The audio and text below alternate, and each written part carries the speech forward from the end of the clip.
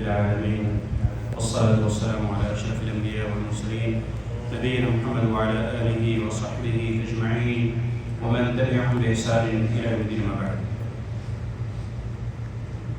وعن أبي هريرة رضي الله عنه أن النبي صلى الله عليه وسلم قال: والله لا يؤمن والله لا يؤمن والله لا يؤمن. قيل: من يا رسول الله؟ قال: من؟ قال: الذي لا يأمن جاره بوائقه. پڑوسی کے حقوق اور ان کے ساتھ اچھا برتاؤ، اچھا سلوک کرنے کا بیان۔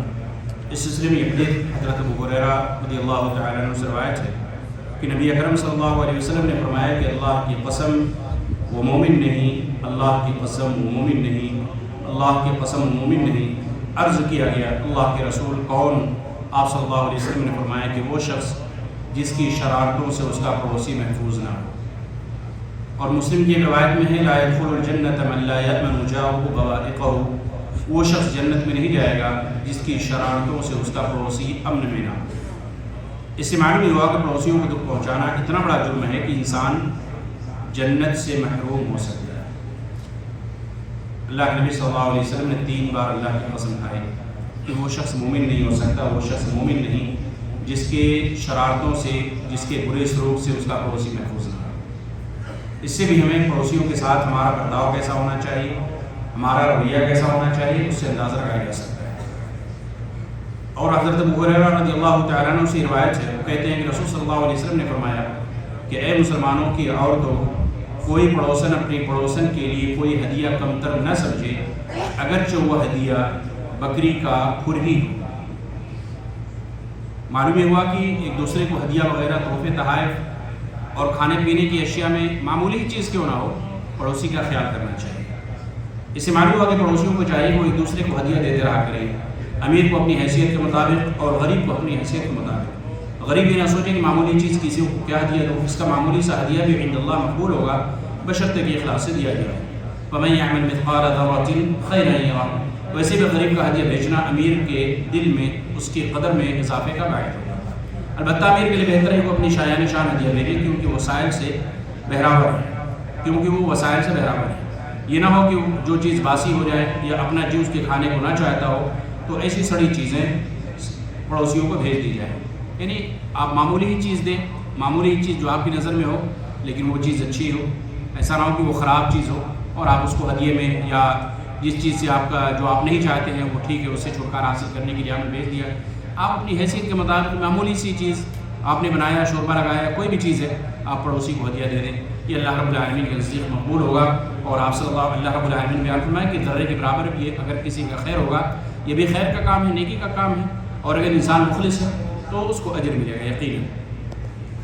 اس میں علم اخلاص کے ساتھ ساتھ پڑوسی کی حفاظت کا جذبہ بھی شامل ہے۔ جو پڑوسی یا خراب چیزیں لوگوں کو بھیج دیں، جبکہ ہدیے کا مطلب تو اخلاص محبت کا اظہار ہے، اور جس میں کسی غریب پڑوسی کے لیے تحقیر شان کا جذبہ کا فرما ہو، وہ ہدیہ کس کا ہے اور اللہ کے یہاں اس کی کیا قدر و منزلت ہوگی۔ ہاں اگر تحقیر شان والی بات نہ ہو تو پھر کمتر چیز بھی جو خود اسے پسند نہ ہو کسی غریب کو دے دے، اسے پھینک دینے سے بہتر ہے بشرطے کی بجائے خود وہ چیز کارآمد ہو۔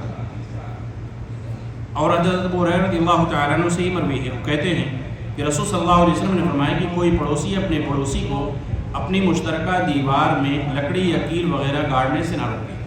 دیوار ایک ہے، مشترکہ ہے، یا اس کو کیل وغیرہ گاڑنے کی ضرورت ہے، تو بہت سارے لوگوں کو دیکھیے آپس میں اس طریقے سے جھگڑتے ہوئے گاؤں دیہات میں مل جائیں گے، آپس میں لڑائیاں ہو جاتی ہیں، بہت سارے معاملات آگے بڑھ جاتے ہیں۔ اللہ کے نبی صلی اللہ علیہ وسلم بیان فرمایا کہ کوئی پڑوسی آپ کے دیوار میں کوئی کیل وغیرہ ٹھونکے، اس کو رسی وغیرہ باندھنی ہے، کوئی بھی ضرورت ہے تو اس کو نہیں روکنا چاہیے۔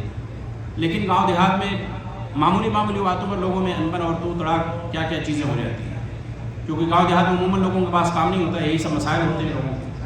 اس لیے کیا ہے تمام چیزوں کو، یہ سب معمولی چیزوں کی طرف شریعت نے ہماری رہنمائی کی ہے۔ دیکھیے دین اسلام ایک امتیازی دین ہے، وہ بڑی چیزوں کی طرف بھی رہنمائی کرتا ہے اور معمولی چیزوں کی طرف بھی ہماری رہنمائی کرتا ہے۔ معمولی چیز ہے کہ دیوار میں کیل ٹھونکنا کوئی ضرورت ہے تو پڑوسی کو تنگ نہیں کرنا چاہیے، اس کو منع نہیں کرنا چاہیے۔ ثم یقول ابو ہریرہ، پھر ابو ہریرہ رضی اللہ تعالیٰ عنہ کہا کہ کیا وجہ ہے اس فرمان کے باوجود میں تمہیں اس حکم سے منہ پھیرتے ہوئے دیکھتا ہوں؟ اللہ کی قسم میں اسے تمہارے کندھوں کے درمیان پھینک کے رہوں گا، یعنی ضرور تمہارے سامنے پیش کروں گا۔ یعنی میں یہ کہتا ہوں اور تم کیا ہو، اسے منہ پھیرنے کی کوشش کرتے ہیں۔ اس حکم اور تاکید کی اہمیت ان آبادیوں اور بستیوں میں سامنے آتی ہے جو جھوپڑیوں اور خیموں میں پر مشتمل ہوں یا ایسے علاقوں میں ہوں جہاں اب بھی دو پڑوسیوں کے درمیان پختہ دیوار ایک ہی ہوتی ہے۔ بڑے شہروں کی طرح اپنی اپنی الگ الگ دیواریں نہیں ہوتی ہیں، تاہم اس سے یہ اصول ضرور معلوم ہوتا ہے کہ پڑوسیوں کے معاملے میں انسان کو بد مزاج اور بد معاملہ نہیں ہونا چاہیے کہ ایک کیل کا ٹھوکنا یا ایک لکڑی کا گاڑنا بھی اسے ناگوار ہو، بلکہ بعض دفعہ دیکھا گیا ہے کہ صرف آوازیں آتی ہیں ٹھوکنے کی اور آپس میں لڑائیاں ہو جاتی ہیں، ایک دوسرے کو دیکھنے چاہے کہ یہ کیوں آواز آ رہی ہے، کیا ٹھوک رہے ہیں، کیا کر رہے ہیں، کیا نہیں کر رہے ہیں۔ اس طریقے لوگوں میں یہ کیا ہے؟ بدظنی ہے، ایک دوسرے کے ساتھ سوء ظن ہے، ایک دوسرے کے ساتھ برا کردار ہے۔ یہ سب چیزیں کیا ہیں؟ انسان کی چیزوں پر دلالت کرتی ہیں کہ بالکل تھوڑی سی آواز آتی ہے اور انسان بالکل لڑائی کرنے پر آمادہ ہو جاتا ہے، بلکہ اس کے برعکس پڑوسیوں کے ساتھ باہم ہمدردی اور تعاون کا معاملہ ہونا چاہیے۔ مسلمان تو تمام کے تمام ایک جسم کی طرح ہیں، چاہے دو پڑوسی بھی آپس میں ایک دوسرے کے دست و بازو نہ ہو۔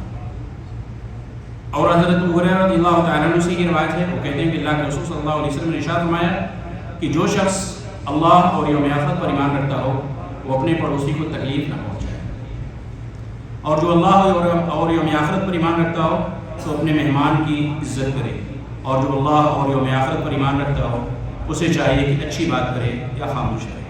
اس حدیث میں ایمان کے ثمرات کا بیان ہے، جس میں مذکورہ خوبیاں نہیں ہیں اسے سمجھ لینا چاہیے کہ وہ ایمان کی برکات سے محروم ہے۔ اس کا ایمان بے ثمر درخت کی طرح ہے، یا اس پھول کی طرح ہے جو خوشبو سے محروم ہے، یا ایک ایسا قالب ہے جس میں روح نہیں۔ یعنی اس حدیث کے اندر اللہ کے نبی صلی اللہ علیہ وسلم نے تینوں جگہوں پر جو اللہ اور یوم آخرت پر ایمان رکھتا ہو، یعنی دو چیزیں اگر کسی کے اندر ہوں تو وہ ان تمام چیزوں میں ڈرے گا، تقوی اختیار کرے گا، اللہ اور یوم آخرت پر، اللہ پر صحیح طریقے سے ایمان ہو، اور آخرت کے دن پر کہ مجھے مرنا ہے، اس دنیا سے جانا ہے، آخرت کی مجھے تیاری کرنی ہے، قیامت کے دن حساب و کتاب ہوگا۔ ان دو چیزوں پر صحیح طریقے سے ایمان ہو تو پھر وہ ان چیزوں کا خیال کرے گا۔ آج حقیقی معنوں میں ہمارا صحیح طریقے سے قیامت کے دن پر آخرت کی فکر جس طریقے سے ہونی چاہیے نہیں ہے۔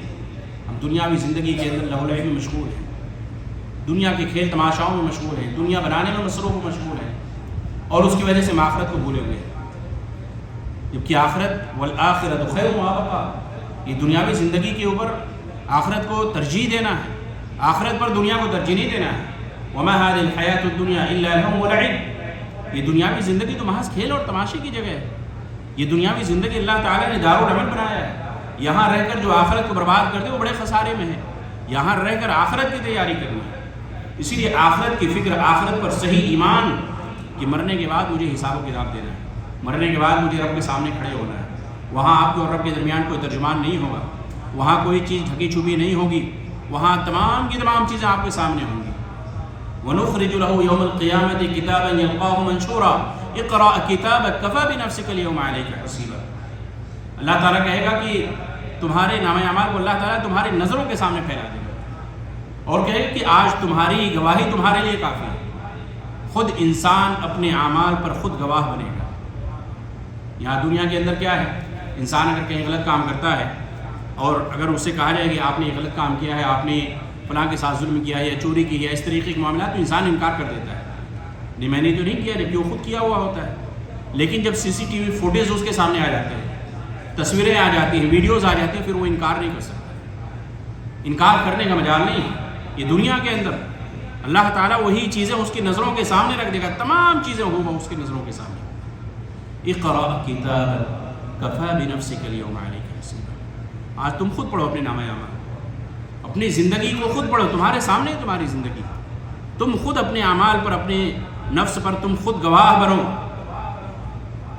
تو اس قیامت کے منظر کو یاد کرنا چاہیے، قیامت کی ہولناکیوں کا جو ذکر اللہ رب العالمین نے مختلف صورتوں کے اندر کیا ہے، اس کو ہمیں پڑھنا چاہیے، اور حقیقی معنوں میں پڑھ کر اس طریقے سے ہمیں تیاری بھی کرنی ہے، صرف پڑھنا ہی نہیں، پڑھ کر اس پر عمل بھی کرنا ہے۔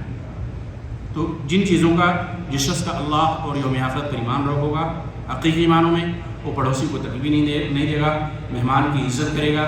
اسی طریقے سے اگر وہ بات کرے گا تو اچھی بات کرے گا، ورنہ وہ خاموش رہے گا۔ بہت سارے لوگ ایسے ہوتے ہیں کہیں بھی بیٹھے بک بک کرتے رہتے ہیں، بلا وجہ کی فضول گفتگو، جھوٹ، ادھر کی باتیں ادھر ہانکنا اور جھوٹی باتیں منسوخ کرنا، لوگوں کو جھوٹی باتوں پر ہنسانا، یہ سب چیزیں ان کا معمول ہوتا ہے۔ نہیں، آپ کو اچھی بات نہیں کرنی، مت کیجیے، خاموش رہیے. لیکن جھوٹی باتیں بنا کر ما یلفظ من قول الا لدیہ رقیب عتید، ہر بات جو ہماری زبان سے نکلتی ہے، جو بھی کلمے جملے نکلتے ہیں، سب پر اللہ نے نگہبان بنایا ہوا ہے. سب پر اللہ نے لکھنے والا اللہ کی طرف سے فرشتہ مقرر ہے. یہ سب چیزیں، یہ سب شعور ہمارے اندر احساس نہ کے برابر ہے. اللہ کے نبی صلی اللہ علیہ وسلم بیان فرمایا اس کو چاہیے کہ اچھی بات کہے، خاموش رہیے. آپ اچھی بات نہیں کر سکتے، کوئی کتاب و سنت کی بات نہیں کر سکتے، اچھے سلوک والی اچھی بات نہیں کر سکتے، لوگوں کو امر بالمعروف کا حکم نہیں دے سکتے، خاموش رہیے. لیکن بری باتیں مت کیجیے، برائی کی طرف لوگوں کو دعوت مت دیجیے. اپنے اوپر اپنے آپ کو بوجھ مت بنائیے، اپنے لیے خود اپنے آپ کے لیے اپنے آپ کو مصیبت مت بنائیے. اللہ رب العالمین ہم تمام لوگوں کو عمل کرنے کی توفیق عطا فرمائے. اللہ تعالیٰ جو کچھ بھی باتیں سنی گئی ہیں، سنائی گئی ہیں، اللہ تعالیٰ ہم تمام لوگوں کو عمل کرنے کی توفیق عطا فرمائے. اللہ رب العالمین ہم تمام لوگوں کو قرآن حدیث کو صحیح طریقے سے سمجھنے، اس کے مطابق عمل کرنے کی توفیق عطا فرمائے. آمین ثم آمین. وصلی اللہ تعالیٰ علی نبینا محمد وعلی آلہ وصحبہ.